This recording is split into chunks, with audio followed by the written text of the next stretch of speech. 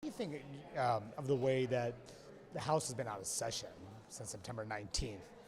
How much did that concern you, the fact that the Speaker sent the House out for this long a time? I think he put focus on the fact that the Democrats need to open up government. If we were doing everything else, doing committee hearings and things like that, I think it takes away from his message. The Democrats shut this down. We're going to open it up first before we do anything else.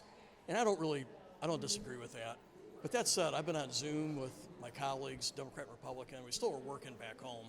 And we negotiated the framework for a proposal on the ACA tax credits. We did that at home with my colleagues from New York, New Jersey, and Colorado.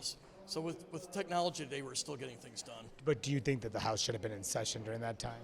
No, I really don't. Frankly, I feel, I try to be generally pretty nice and gentle, but I am very irked at Hakeem Jeffries and Chuck Schumer for doing what they did. 1.4 million federal workers not being paid, 42 million on SNAP. And and it was clear, listen to Chuck Schumer, we got to do this to hold leverage. And yet there's people like me and a lot of Republicans who are ready to negotiate on the ACA tax credits. I put out a proposal. I'm on multiple legislation on how to do this stuff. So and then I have Hakeem Jeffries today whip no on his conference, wanting to keep us in a shutdown. I don't know, I'm irritated about it, but I think the Speaker did a good job putting the focus on them. They're the ones who would not vote to keep the government spend or keep government going. And I think that's what he strove to do. Could we have done committee hearings?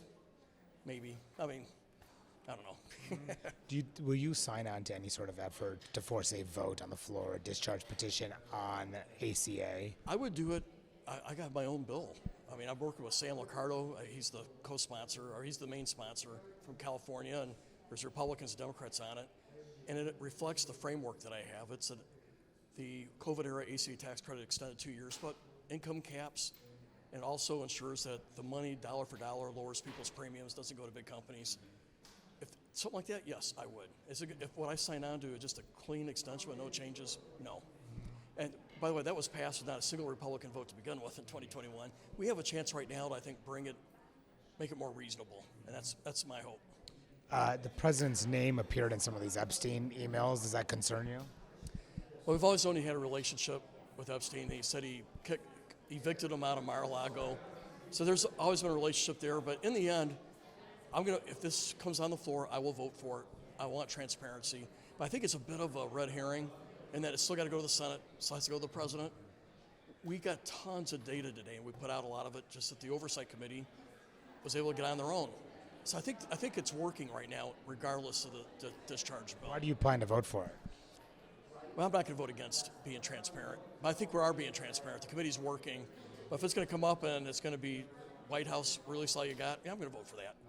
What do you make of the fact that the president is trying to get people to not support this, trying to get people not to sign this petition?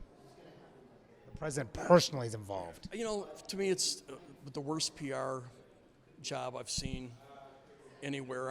Initially, back in February or March, whatever it was, we have all the Epstein lists right here. We're going to release it, and then all of a sudden, there's nothing. It's sort of they shot themselves in the foot on this. In the end, I don't care who's on it.